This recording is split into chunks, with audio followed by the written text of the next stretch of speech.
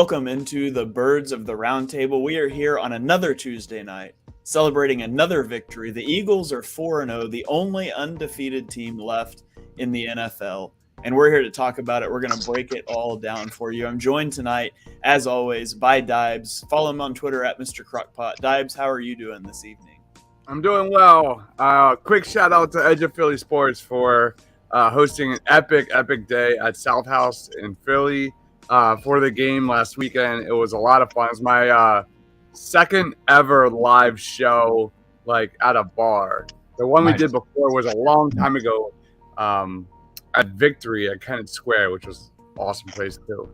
But it was a lot of fun. I almost lost my voice from screaming.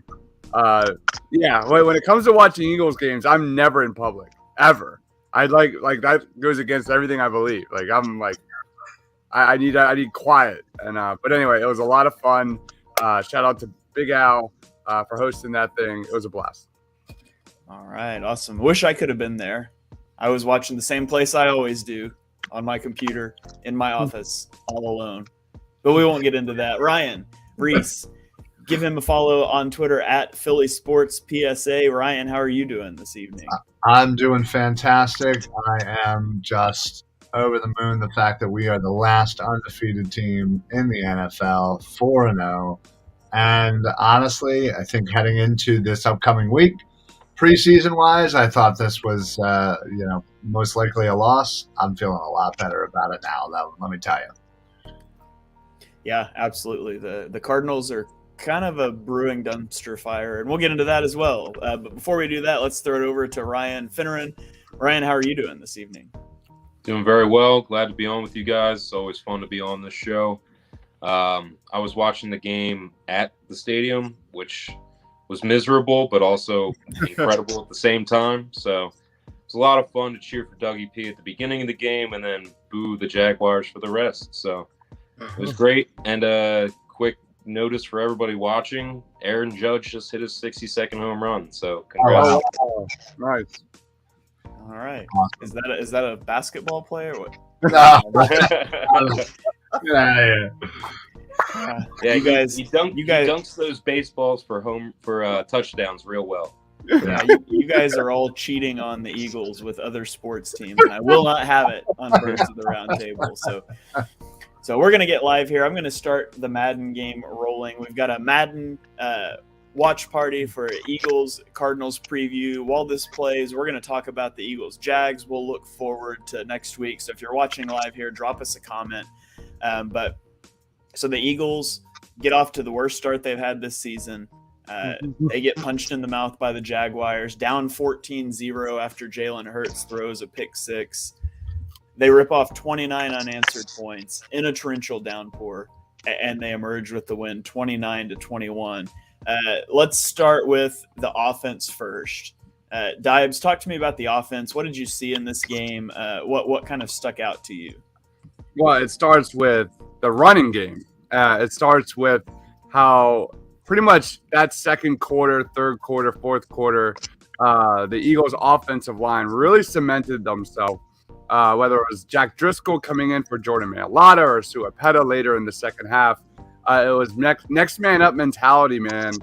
And they really just were pushing the Jaguars' defensive line around there. Miles Sanders, for a guy that I have dogged week in, week out, all offseason long. And shout out to my man, Ryan Finneran, who he loves him some Miles Sanders. He deserves it. 4 weeks in. He's played great football. He had a career game, 152 total yards, I believe. Best game I've ever seen Miles Sanders in an Eagles uniform by far. He was decisive. He occasionally will give you like too much dancing around and try and get that home run play. It is what it is. That's Miles Sanders. But overall, it was a terrific game. I liked seeing him in the passing game as well a little bit. Offensively, it starts with the Eagles running attack, pounding it down the throats of the Jacksonville Jaguars. That's my take.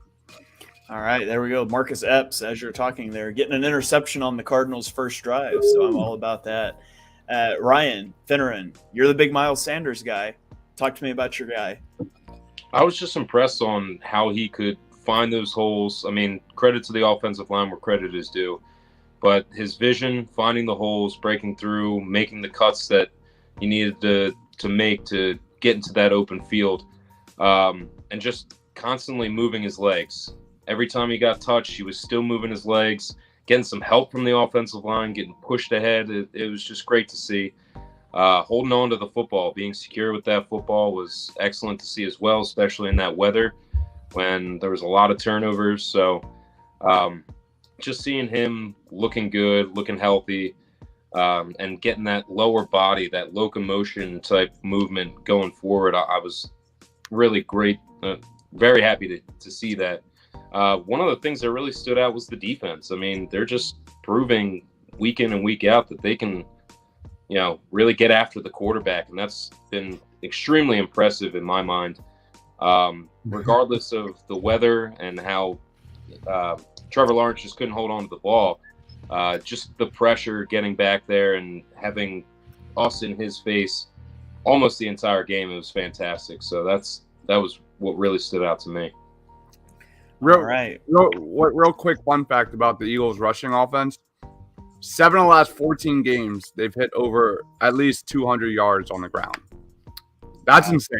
That's dominance right there. Yeah, absolutely. Top 5 in the league in rushing yards. Well, and they did it, I mean, in a game where everyone knew you were going to run with the downpour, with the wind. The Jaguars went a lot of single high. They were playing +1 in the box nearly the entire game, and it just didn't matter because the way the Eagles use, and I'm going to put an all 22 out on this tomorrow. I just haven't got to record it yet. But the way they used the RPOs and the read option, they used Hurts, even though he didn't have a big rushing day, like 40 yards. They used the threat of him running to neutralize those heavy boxes, and it's just so impressive the rushing attack that they were able to put together with 2 backup offensive linemen. I mean, your third string left tackle and your backup right guard on the field. And they were able to do that. It was just it was a gutsy performance. It's like, the Eagles can flip a switch and they can become this elite running team if they need to. They just haven't needed to yet this year. And I think that's what sets them apart from a team like the Bills. And don't hear me say their offense is better than the Bills' offense, but the Bills would struggle a lot more in a game like that because they just have no rushing attack. If Josh Allen doesn't run, nobody can. And other teams, the Rams can't run the ball. What is this tackling? You just broke 5 tackles.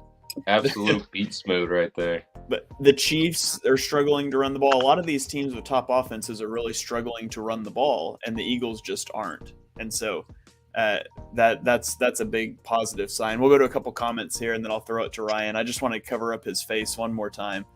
Anthony on YouTube says, watched all 22, and Landon Dickerson had the most dominant game I've ever seen from an offensive guard not named Quentin Nelson. Absolute domination. Dickerson was on point all game.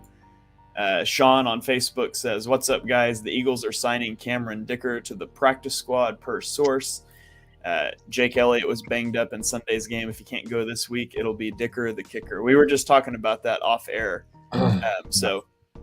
Anyways, Ryan, let me throw it to you. What stuck out to you from this offensive performance? The fact of the matter is, after this game, I don't think there's any doubt from not only Eagles fans, but analysts or experts throughout the NFL that the Eagles don't have the best offensive line. The fact that Malata went out, Sayamala went out, they were still able to plug guys in because of their depth, because they run this system that is just unbelievable.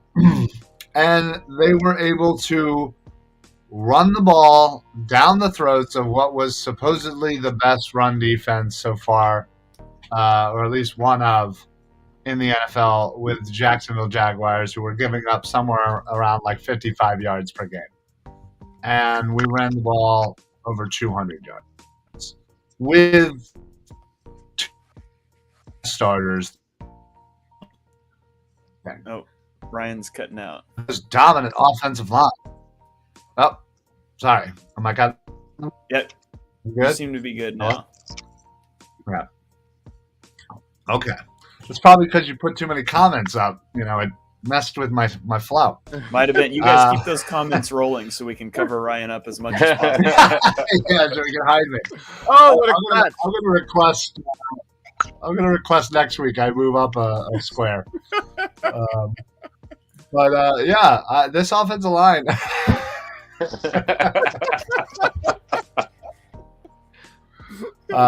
This offensive line, and Anthony had mentioned about Dickerson. He played amazing. I thought he had a little bit of a shaky first game, but he has been lights out ever since. And I just love this offensive line, and I love the fact that they were able to adjust to the weather, to being down 14 points. They stuck with the run, and they ran the ball down their throats. And it didn't matter who was in that game. They were running the ball down their throats regardless. Yeah, and it would have been easy for them to panic down 14 early. It would have been easy to change a game script. You're in the rain, and they didn't let the elements obviously affected their offense, but you didn't let it affect your productivity. They go for 401 yards on the day. They extend their streak of 400 plus yard offensive performances. They've had 400 plus yards every game this season, which is just unbelievable. Barely the last 2 weeks, but barely 400 and 401 the last 2 weeks. So we're right there. It wasn't the best Jalen Hurts game. It was far from the best Trevor Lawrence game. Elements play a role in that. Hurts had a little bit of shoddy decision making at times, but he played good enough. He didn't compound mistakes. He had the big interception early, whereas Trevor Lawrence fumbled the ball 4 times. Hurts never the ball got on the ground one more time. I don't know what happened with that Jason Kelce snap. I don't know what happened there, but his hands were still in the warmers, so he obviously wasn't expecting it, as Jake Elliott hits a field goal here in our simulation. So he took care of the football. The offense rallied around him. He was a huge part of the running game, even if he didn't put up stats. So all in all, just a really encouraging performance from an offense that's showing that it can win in multiple ways.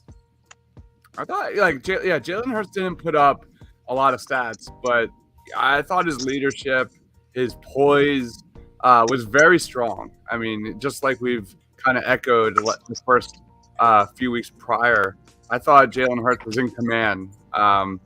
If you watched Party on Broad or Birds of the Roundtable, we talked about this. Like, it was they went up against a team that led the NFL in turnover margin. And kudos to Jalen Hurts in those elements, limiting the turnovers. And that was definitely the difference in this game. Yeah, absolutely. And we weren't just shorthanded on offense, also shorthanded on defense. Avonte Maddox is not in the game. Darius Slay goes out on the third play of the game. And so you end up with Josiah Scott and Zach McPherson out there. And in the past, that would have been really problematic. But James Bradbury, he's a CB1. He made the huge interception on just a great play where, let's be honest, I don't know if you guys have watched the replays and stuff on that, but there were 3 receivers on that side of the field, and Bradbury was the only guy there. I don't know what happened, but it's just an incredible play. But we got another comment coming in here from Anthony. Says, how do you feel about Josiah Scott and Zach McPherson? They look fine to me in man coverage, but in zone, there were too many miscommunications from what I saw. Oh, there's another interception in our sim here. Who was that? Chauncey Gardner-Johnson. Nice. So what did you guys think? I guess we can transition over a little bit to the defense here. What did you guys think about the defense playing shorthanded, Scott and McPherson? Dibes, what did you see? Well, it starts with the Eagles pass rush. These last 2 weeks have been absolutely outstanding. You go to the Commanders game, a lot of those kind of pressures were justified. A lot of those were also justified by Carson Wentz playing too much hero ball and holding on to the ball way too long. So I was really curious how the Eagles pass rush would go up against the Jaguars, because coming into this game, they only gave up 2 sacks. They were among the league best when it comes to allowing pressures, quarterback hits. They were extremely good at getting the ball out fast and quick. The Avonte Maddox injury We talked about that a lot and how much that would hurt, especially with Christian Kirk in the slot and so forth. But I thought the pass rush was terrific, especially Jonathan Gannon dialing up timely blitzes on third down. And I thought he did a great job, especially in the second half on early downs, as we talked about earlier on previous shows. Like Trevor Lawrence was like 3 of 9 or something on early downs passing the football. 2 of those were sacks. One of those was a strip sack by Hassan Reddick, and all those were pressures. So you go back to Trevor Lawrence and those 4 forced fumbles. A lot of those were because of the pressures. If you go and watch my video on all the pressures of the Eagles versus the Jaguars, you'll see a big chunk of those was because Hassan Reddick was up in his face and he had to get out of the pocket. So I thought it was on the Eagles' end for making and forcing a lot of those turnovers. We're sitting here, reveling in Eagles 4-0 start. A huge part of that has to start with defensive takeaways, because we all know they were among the league worst for years when it comes to takeaways. And I think turnover margin, they're like top 3 right now. Yeah. And then you get to sacks. I think they had 4 against the Jaguars. I thought Jordan Davis was sensational. If you go watch my video again on the channel, Jordan Davis was blowing people up again and again, even providing a pass rush as well, not just being a run stopper, but I thought he was getting up, moving his man into the backfield again and again. For me, it's the pass rush. It was all. Yeah, the pass rush and coverage have to work together. And on a day where you were expecting the coverage to take a hit, and then it really took a hit when Darius Slay went out, Scott and McPherson, they were okay. I mean, that's, if you're looking to pinpoint a weakness in this team, it's their secondary depth. Like, I feel good in their starting 5, 3 corners and 2 safeties. If one of those guys goes down, I don't feel comfortable at anybody behind them. And I think you saw why. Like, I thought, Scott and McPherson, they were fine in man coverage. It was atrocious in zone coverage. They really struggled to pass off routes, and I thought as the game went on, you saw the Eagles just stop going to that. But there was some busted coverages. There were some busted coverages where the weather bailed them out. There was some where the pass rush bailed them out. Like Dibes talked about, I mean, the Eagles pressured Trevor Lawrence on 33% of his dropbacks. And on those dropbacks, he was 1 of 5 passing with an interception, 4 turnover-worthy plays, and 4 sacks. So the pass rush was for real, and it all started – Hassan Reddick, he's got to be player of the game, right? He had 3 pressures, 2 sacks, 2 forced fumbles. He recovered 2 fumbles, and he did all that on just 22 pass rushing snaps. So PFF gave him a pass rush grade of 95.9. So we complained about Reddick in week 1. Nobody's complaining now. Great game from Reddick. Yep. Ryan Finneran, what did you see from the defense? Yeah, I just kind of wanted to echo what Dobbs was saying about Jordan Davis. I mean, he looked fantastic. There was a couple opportunities when, Jacksonville was possibly getting something going on their offense, kind of getting some flow, and he just kind of was there to interrupt all of that progress that they were trying to make, and it was just awesome to watch. One of the best things, and I might be stealing Ryan Reese's thunder here, but I love the play of the linebackers right now. I mean, TJ Edwards is a monster. He is leading our team with 33 tackles right now, and it just feels like he's all over the field. Kaiser White has been playing pretty well, I would say. And then again, like you were saying, Shane, that Hassan Reddick just had an outstanding game. It's been one of those points of focus for us as fans to be like, another season where our linebackers are just trash or, barely mediocre. I think right now we can feel pretty comfortable with the linebacker position and how they're playing. So that, as an Eagles fan and as a fan of just great defense, you'd love to see the linebackers play at that elite. I won't go elite, but a very high level. And it's comfortable. It's comforting to see, especially when you're going up against next week a guy like Kyler Murray, who has a lot of athletic ability. So love it. I'm happy to see the linebackers playing that way. Mike on YouTube agrees with you. Says TJ Edwards has been insanely good, and he has. I didn't see that coming. Let's go to a couple comments here. We can all agree. We can all agree that TJ Edwards is playing like an all-pro linebacker at this rate. Correct? Yes. Yeah, absolutely. Yeah, I like that's how elite he's been. I fully agree with Ryan Finner. All right. Birdman asks, is there any update on Elliott? We don't know anything other than they signed a guy to the practice squad. I would assume that's precautionary because Elliott did make a kick after he got hit. So, I would assume he's going to be fine, but we'll see. Mike said we got to consider putting Gardner Johnson in the nickel until Maddox gets back. What do you guys think about that? I mean, that puts you moving at probably Kavon Wallace, or I guess you could put Reed Blankenship back at safety. What were the snap counts like this week? I haven't even looked at it. Hold on. I'm going to look it up. Okay.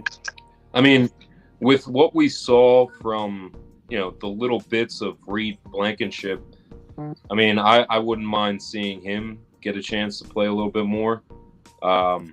Again, it's kind of a small sample size, but from what I remember seeing, and he looked really good, and seems like he could get the job done. So if that were the case and you would see more Blankenship, I honestly wouldn't be, opposed to it. It wouldn't make me happy, but I wouldn't be opposed to it. So apparently, I'm just seeing this now for the first time. Chauncey Gardner-Johnson played mostly safety. Kavon Wallace only played 2 snaps there, which I'm a little shocked at because I thought we'd see Chauncey Gardner-Johnson more in the slot. And it didn't happen. That was a perfect opportunity to do so with Christian Kirk and such. So that's a little surprising. I'm not expecting for Maddox to be out. It seemed like it was like an ankle sprain in practice. I didn't ever get any sort of indication it was going to be a long-term thing. I guess we'll see when the injury report hits tomorrow, but my understanding was not that he was going to miss extended time. But if he were, I would absolutely put Chauncey Gardner-Johnson in the slot because, to be honest, Chauncey Gardner-Johnson's been atrocious at safety this year. Like, he's been the worst player on the defense, and he's learning a new position. That's fine, but he's been bad at safety, and I know he's good at slot, and so I would rather have him play where he's good if Maddox is going to be out. So that's just me. I would make that switch if Maddox is going to be out. I don't think he's going to be, though. Here's my drunk story of the the podcast. We were at the bar. I've already had probably about 5 or 6 ciders. I'm a lightweight. And pregame, I predicted Chauncey Gardner-Johnson was going to be my player of the game. And when James Bradbury picked that one off, I thought that was Chauncey Gardner-Johnson. And I was so screaming at the TV. When you're at the bar, it happened so fast. And in my head, I never even thought twice about it. For me, I thought it was Chauncey Gardner-Johnson. So if you go to the post-game show, in my head, I'm propping Chauncey Gardner-Johnson for the interception like a complete idiot. Go check it out. That was one of the dumbest moments. That's funny. All right, Ryan. I don't have any comments to cover you up with, so play some wisdom on us here. Well, what stuck out to you on the defense from this game? Just, again, their ability to put pressure. And, we've said it so many times of how, well, they can put a little pressure, but they don't get, the sack, or they don't get the turnover. They're getting turnovers. They're getting sacks. They're still getting that pressure.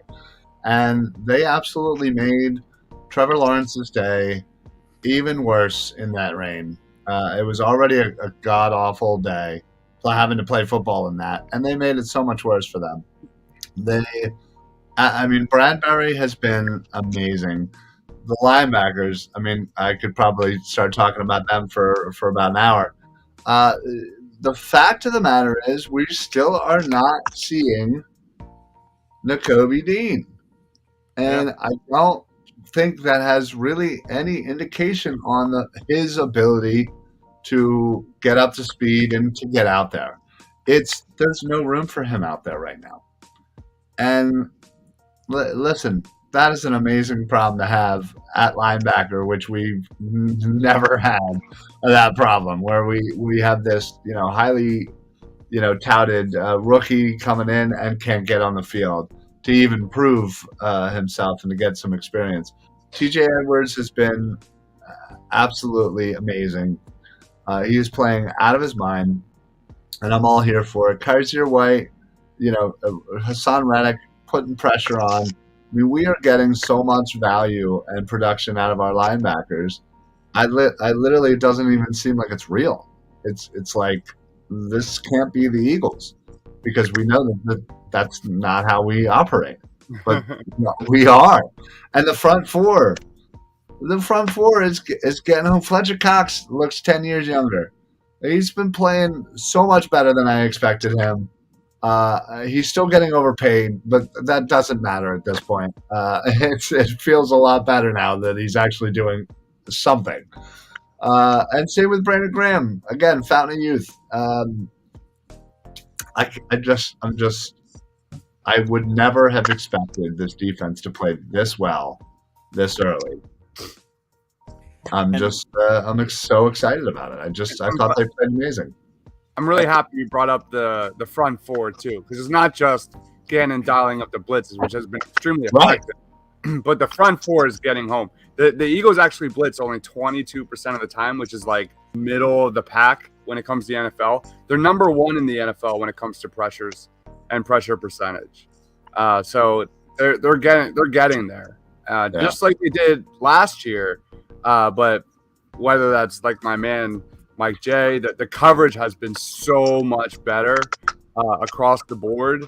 And just a quick note on Josiah Scott. I don't know about you guys, but that guy was picked on again and again on Sunday. Hopefully Avante will be back, because his loss was for sure. Yeah. Well, you mentioned the fountain of youth for Fletcher Cox and Brandon Graham, and a lot of that too, I think, goes to their usage, the rotation that they're in now. It's so deep. It was 47? I think it was 47 defensive snaps. Fletcher Cox played 35, Josh Sweat 31, Brandon Graham 20. Like, even guys we're not talking about, Milton Williams, Marlon Tuipulotu, they got 13 and 12 snaps. Hassan Reddick is taking snaps at edge. He took, it adds up. Reddick took 39 snaps. That's going to pay dividends later in the year too, because these guys aren't wearing down, and hopefully they stay healthy. We don't get into injury stuff, but the Eagles have not just a good pass rush, they have a deep pass rush, and that's going to make a big difference down the stretch. Yeah. I would just like to add real quick, did anybody just catch that 85-yard punt by the Cardinals? I missed that.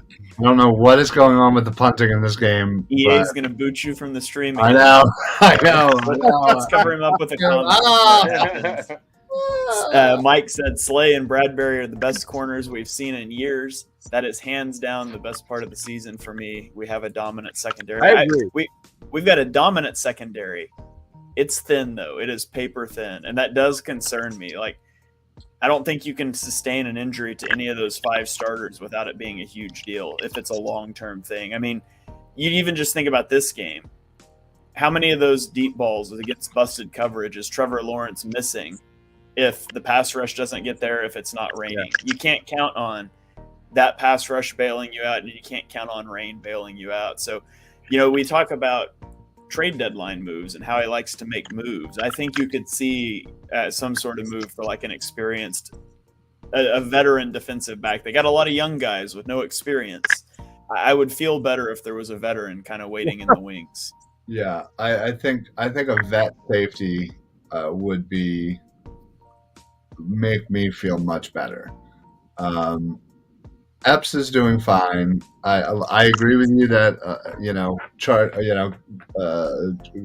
Gardner Johnson would be better in the slot. But yeah, I think if you bring in a safety, I would feel much better about things. And it's funny that we're talking about this when, preseason we didn't have Bradbury, we didn't have Gardner Johnson. Like, we added these two and we're already still talking about it. That's how thin the secondary was outside of Slay. And we were very unsure about Epps. And now this team looks completely different in the defensive backfield. It's just really funny to think back when we were all just so worried about it. And we feel better about it, sure, but we need more depth. Absolutely.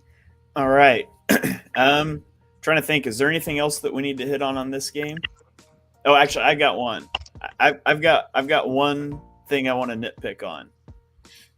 Can we stop with Kenny Gainwell? Just stop. Just get him off the field. He adds nothing. Trey Sermon should be running back 2 on this team. Like, Kenny Gainwell adds nothing. We try to force the Trey Sermon sighting. Yeah, try to force the ball to Kenny Gainwell too much with the little screens. They get cute down in the red zone, bringing him in to throw to him out of the backfield. Just it doesn't work. It hasn't worked. Give the ball to Miles Sanders or put Trey Sermon out there. He is a big dude too. Yeah, he is. So I agree, Shane. I think that you give him the ball a little bit more, kind of mixing it up, and just I think he ran it twice on Sunday, or got the opportunity to run twice, and looked pretty good just from, again, the small sample size. But still, I agree. I think you kind of tone it back on Gainwell and give Sermon some more carries, and I think it'll work out well for him.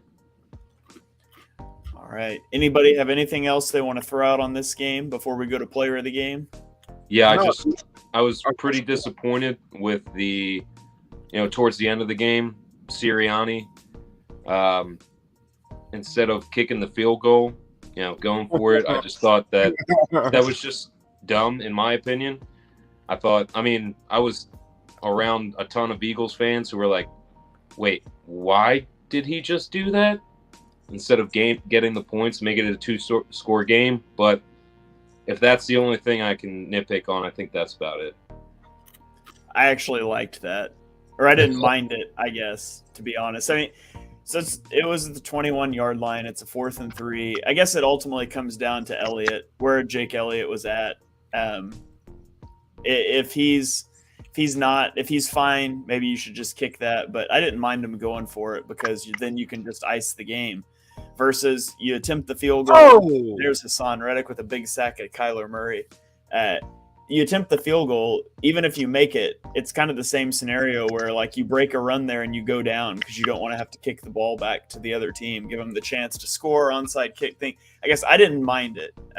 I could see where people didn't like it though, especially since it doesn't work out and Hassan Reddick has to bail him out on the other end. But I didn't mind it. I saw the idea, especially if Elliott wasn't at 100%, but I could see where people would not like that call. Yeah, I was one of them that didn't like it, but again, I agree that if he's not healthy, going for it, it can work out in your favor and then ice the game. But just consider it didn't work out. Everybody's hindsight 2020. Yeah. My final comment is just the overall coaching and leadership that we've seen on this Eagles roster. It's been just outstanding.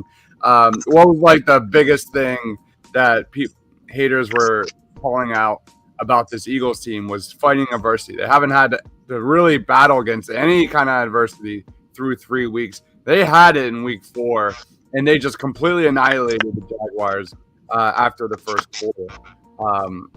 I was like, I don't know what, the 21 unanswered points, or I don't know, something like that. 20. 20. That's really my take. Jeff Stoutland, next man up.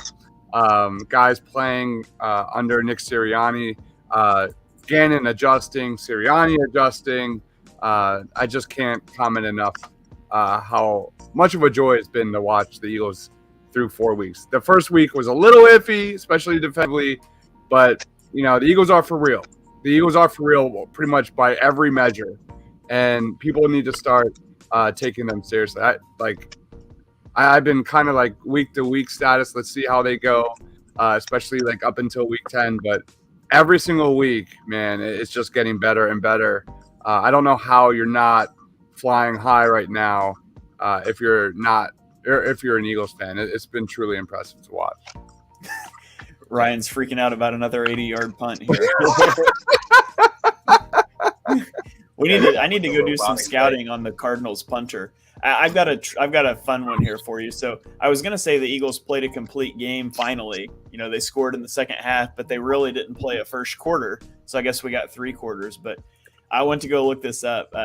So the Eagles lead the NFL in second quarter points at 21.3 points. Second place is the Chargers with 12. Like the Eagles have almost scored twice as many second quarter points as the number 2 team. That's just crazy. Yeah. Well, if you look at the yards in the second quarter, they're almost double the second place team just on yards alone. And that for whatever reasons, second quarter it seems to be their jam, and they are just doing whatever they want in the second quarter. And it's funny because the previous 2 games we didn't do anything in the second half. This last game we didn't do anything in the first quarter, and you're right. It's like they got to put it all together, but that second quarter they certainly make up for everything of not doing things in the first or the second half or whatever. They just turn it on. It's weird, but I love it. Hey, look, Isaac Seumalo getting hurt in our simulation too. Look at that. Hashtag realism. So, all right, well, let's pivot our attention now then to the game that's coming up this Sunday. The Eagles travel out to Arizona. This is an afternoon game, which is really nice because I always miss opening kickoff at the 1 o'clock game. So I'm glad it's one of the afternoon games. They travel out to Arizona. It's a place they haven't won, I think I saw, since 2001 to take on Kyler Murray and the Cardinals. The Cardinals are kind of the inverse of the Eagles. We talked about how the Eagles have not scored much in the second half. Well, the Cardinals don't score in the first half at all. They average 4 points per game in the first half, which is dead last in the NFL. Then they average 16.5 points in the second half, which is second best in the NFL. So this is a team that gets off to slow starts. The Eagles get off to fast starts. Hopefully we see that continue on Sunday. Ryan Finneran, I'll start with you. What's something you're looking for in this game coming up Sunday? Well, considering that Reese and I will be there in Arizona, I'm looking forward to nice weather. Going to a great away game. Mainly, one of the things that I'm looking for, and this is one of the guys that I think during our preseason roundtables, we kind of were hoping to see a lot of production. I mean, I know we're only 4 games in, but I'm looking for a big game from Dallas Goedert. I think that just any opportunity that he's gotten so far, except for the drop, I think on Sunday he had a pretty big drop. But any other opportunity he's gotten, he's just shown his big body and that athleticism, and just that even with people in his way, you should move, because the guy is a monster. And once he's got a head of steam, there's not many people in this league that are going to stop him. And just the way he can dance around defenders, and it's incredible. So I'm really rooting for and hoping for Dallas Goedert to have his best game so far of this year. And I know this is, I don't want to jinx anything, but I just want to say that I hope that the Eagles can have another clean, healthy game. Just everybody kind of remaining healthy going into the Dallas and then going into the bye so they can get some rest. So Dallas Goedert, healthy team by the end of the day. Yeah, I put out a video today talking about Dallas Goedert and how the Eagles love to manufacture touches for him. I mean, they dialed up 3 screens, Dallas Goedert, against the Jags. You can go check that out if you want to, but they love to put the ball in his hands. He's so good with the ball in his hands. Yeah, I would love to see him. Like you said, we've had the A.J. Brown game. We've had the Devonta Smith game. I'm all aboard the Dallas Goedert game train. Let's go. All right, Ryan Reese, you're going to be at the game too. Tell us what we should be looking for. Yeah, I kind of want to piggyback off of what Finn just said. I'm thinking, I'm really hoping this is the Dallas Goddard game. I mean, again, you're going out there, you're playing against, his, former teammate in Zach Ertz, former Eagle great. And yeah, I just think this is, given their defense as well, I think this could bode well for him to play around in the middle or to kind of do the screen game thing. As as you said, they did that a few times the other day, and it seems to be working pretty good. I'm pretty happy with that, considering I have like PTSD of like all of our old screen games. When we would throw the ball down the line to Todd Pinkston, and he would get like -4 yards, and I never wanted to see a screen again. So I'm glad that it's actually working, and it's great that it's with the tight end. But I think honestly, what I also really want to see is I want to see Kyler Murray just look like crap. I think he has the ability to be a very good quarterback, but he's not very consistent. And I think given how our linebackers have been playing, given how much pressure we've been giving from the front four, I think we're going to make his day absolutely miserable. And he's not going to be able to run out. We have speedy, quick linebackers that'll be able to chase him down. And I think we're going to be in his face all day long. And I really have come around from preseason to now. I think this could be a huge statement game for this team. That, you know what, like every time we play somebody, it's it was just the Lions, or the Vikings, it was prime time, or the Jaguars, they're still the Jaguars. Listen, everybody going into the season thought the Cardinals were going to be in the hunt for a playoff team, and they haven't looked up to par yet. And I'm sure they'll probably say something if we beat them. But honestly, I think we're going to smack the crap out of them. And I think this is going to be a statement win as we go to 5-0. All right, Reddick with another strip sack. How many sacks has Son Reddick had in this game? Like 12? This is ridiculous. He's on. He must be the one punting the ball.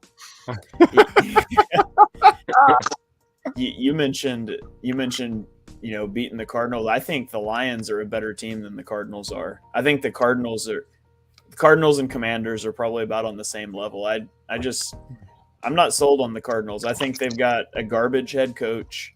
Their defense is awful.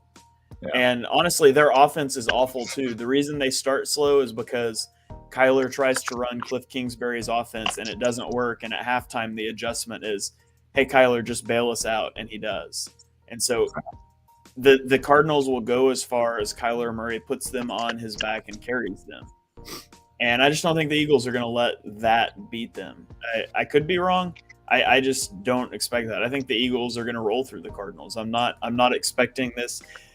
Can we eliminate trap game from our vocabulary? I'm so tired of it. Oh, this could be a trap game. Every game could be a trap game. Let's quit talking about it. The Eagles should roll through the Cardinals. They're just not a good football team. Wasn't the Lions a trap game? Every game's a trap game. Yeah, I've heard that so much this year, and I'm tired of it. I'm sick and tired of hearing that. And it's like, I'm hoping, I agree with you, Shane and Reese, that they just roll over them. And it's like, no more of this trap game talk. Eagles heavy favorites when they go into a game, especially a game like this. The Cardinals are 22nd in offensive DVOA, and they're 29th in defensive DVOA. Like, it's just not a good football team. It's just not. Dives, you're shaking your head. Did I steal one of your stats? Pretty much. I'll stop talking and let you talk. He just steals everything of mine and just claims it for himself. I'm used to it. No, I planted spyware on your computer so I can get your notes. It's the question I have first and foremost is, will the real Arizona Cardinals offense stand up? Just like you guys cover the NFL way more closer than I do when it comes to like other teams. And like, I remember when this schedule was released, circling this game big time. And the question was, can Jalen Hurts keep up with Kyler Murray and the Cardinals offense? And just like echoing what everybody has said here, like they barely just beat the Panthers. They have a 29% first down rate. That's among the worst in the NFL. You gave the DVOA stats. This is a team that struggles coming out the gate. If they do that against the Eagles, this game could be ugly very, very fast. Kyler Murray is playing way too much hero ball. He's on pace at a record when it comes to passing attempts. And they're they're throwing the ball so much, yet they're so bad when it comes to first downs. So that's something I'm really interested in how Kyler Murray looks against Jonathan Gannon's defense. Truthfully, like Gannon has made Carson Wentz and Trevor Lawrence look silly under pressure. I'm really excited to see how that continues here against Kyler Murray. The other kind of matchup I'm really interested in is A.J. Brown and Devontae Smith versus this Cardinals secondary. Is Devontae healthy? Has anyone heard where Devontae's at with his injury status? All I heard is that I saw a tweet earlier today that they think that everyone that got injured in the game has a chance to go this week. Okay. That's all I've heard. So nobody's been ruled out. Right. And I mean, obviously, we'll get more detailed stuff tomorrow from the injury report. But hopefully the offensive linemen will be back. Hopefully, more than anything, hopefully the corners will be back, and Jake Elliott, of course. But and that's something to keep an eye on. There were coverage busts against the Jags. If you're rolling out there without those guys again, Marquise Brown can get behind a defense. Yeah. He struggles to catch the ball once he's behind the defense, but he can get behind a defense, and Kyler loves to throw the ball his way. So that's probably the biggest thing to watch. But like you said, if the Cardinals start slow and the Eagles start fast like they have, when the Cardinals are trying to rally is at the same time the Eagles will be trying to park the bus and run out the clock. And that's something that they've shown they're so good at doing. So it really comes down to how this game starts for me. You hope, Arizona stays the way they've been in the first half, not clicking on all cylinders, and the Eagles can jump out to a quick lead and then salt this one away and not make it stressful for us. And A.J. Brown and Devontae Smith have a huge mismatch against this Cardinals secondary, which is not good. You look at them right now, they've given up the second most first downs and the third most passing touchdowns against the pass. They're bottom 10 when it comes to opponent completion percentage, and they have an average opponent quarterback rating of 103.9, which is seventh worst in the NFL. So Jalen Hurts could be feasting him and A.J. Brown and Devontae Smith in this one. I expect the Eagles to be pounding the rock. But this is the Cardinals. They should be able to put up a lot of points in this one.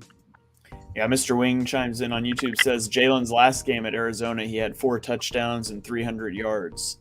I do remember that. They lost that game because the defense didn't show up. But the last time they played, he went off. And if the weather dictated a run-heavy approach against Jacksonville, like you said, the advantageous matchup is in the passing game here. The Cardinals, I wouldn't say they have a good run defense, but they're closer to average as a run defense, whereas they are a bottom passing defense. So air it out and go jump on these guys early.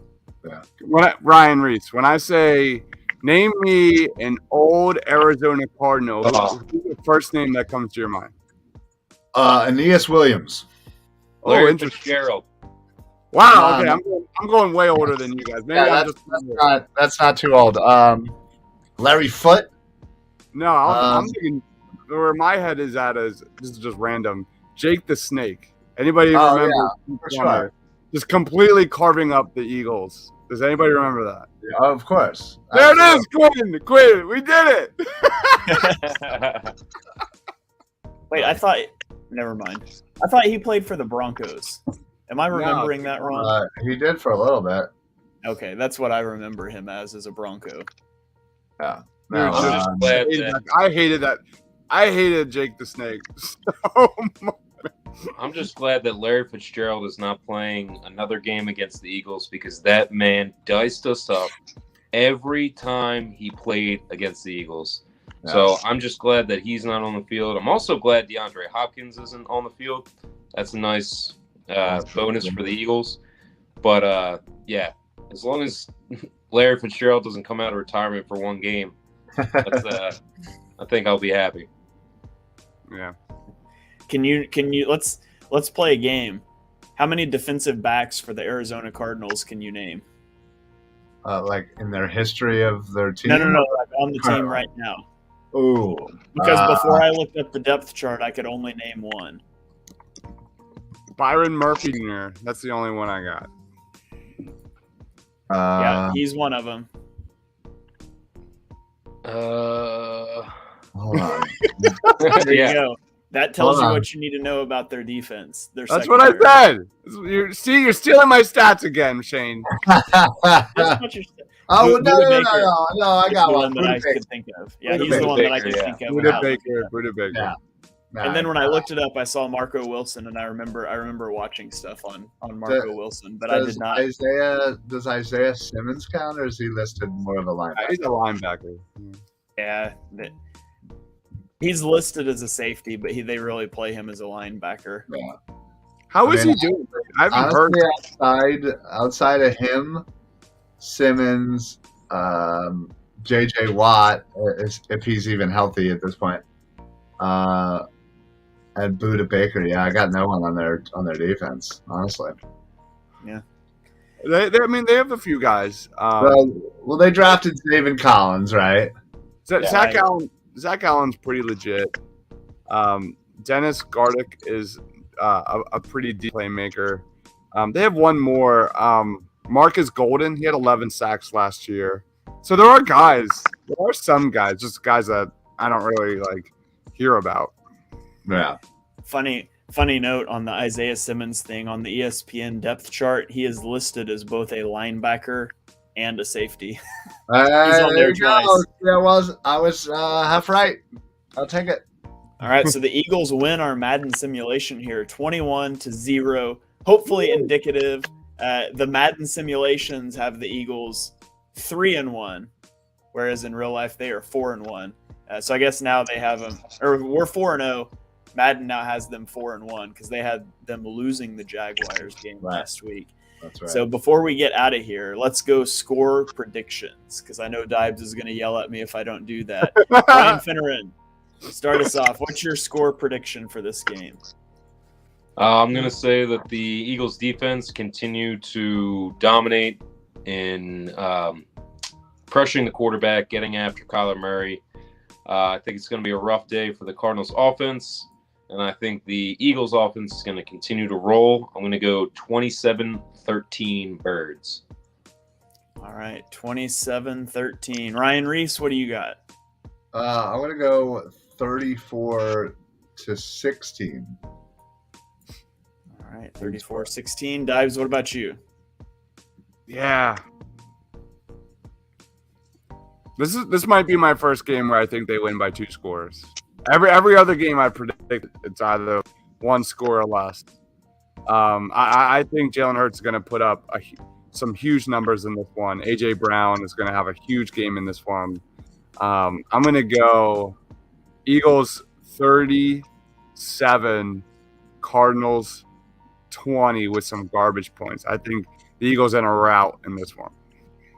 All right, and I'm going to continue on that same train of thought, which now makes me nervous. Is this a trap game, guys? I got Eagles 38-10. I think they're going to roll over the Cardinals in this game. So I'm not impressed with the Cardinals at all so far this year, which obviously means that they're going to win. But anyways, we won't go there. All right, so before we get out of here, Quentin says Eagles 31, Cardinals 24. So he's got it a little bit closer than we do. I'm just going to say, I hope we're right. So before we get out of here, let me throw it around the table here. Ryan, we're going to start with you. I put you down here so your face doesn't get covered up again. Ryan, give us your final thoughts. Plug your stuff. Whatever you want to do, the floor is yours.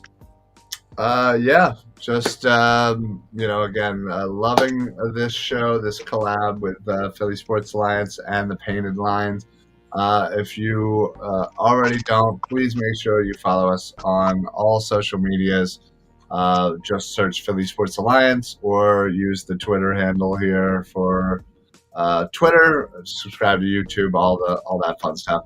We generally have shows throughout the week. From birds to Phillies to all four sports. So check us out. Obviously, you can always check out all of the TPL shows that are streaming live on our Facebook, which is right now. Put on that automatic notification so that you know every time that we go live, you're either getting a PSA or a TPL show, and you're going to love it. So other than that, I'll be out in Arizona with my boy Finn this way, that way. So we'll be shooting out some content while we're out there. This will be my second straight away game. I love it. So, yeah, that's all I got. And go Birds. Go Birds. All right, Ryan Finneran, you're up. Plug your stuff. What do you got for us? Kind of echoing what Reese was saying. Follow Philly Sports Alliance, the Painted Lines. I know Dibes and Shane, you guys put out content all the time on Twitter. And I'm constantly liking and reading and following up on. I mean, you guys actually are giving me a lot of stuff to talk about with my coworkers at work and my friends. It's really good stuff. So follow these guys on Twitter and anywhere else. Watch the Philly broadcast Tuesdays at 7. And yeah, go Birds. Go Birds. All right, Dibes, you are up. Plug your stuff. What do you got going on?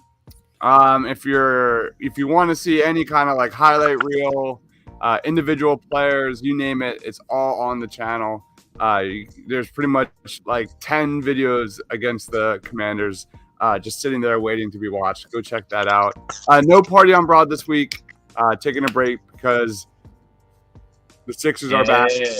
Holy cow! This offseason went so fast.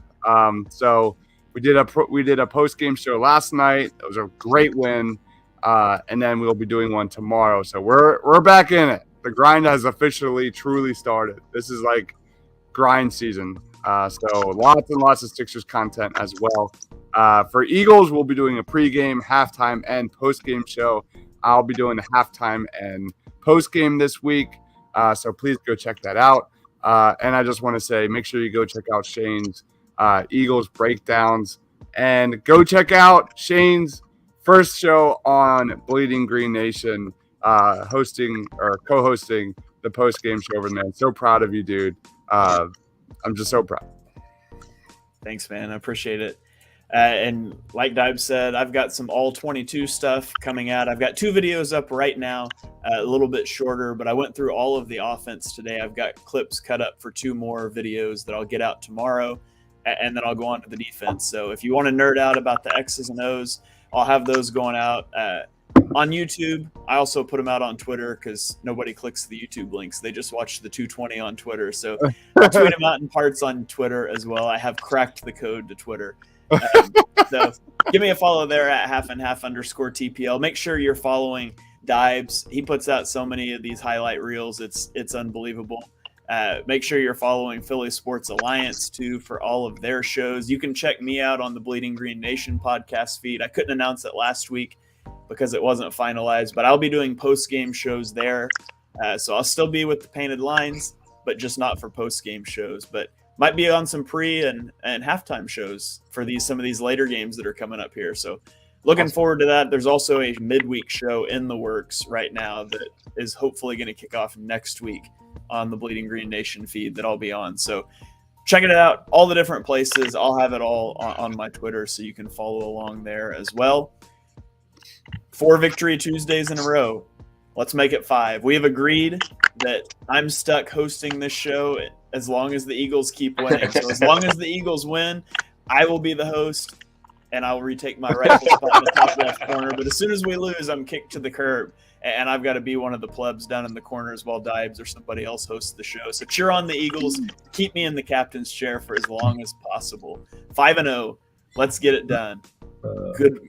Go Birds. Go Birds.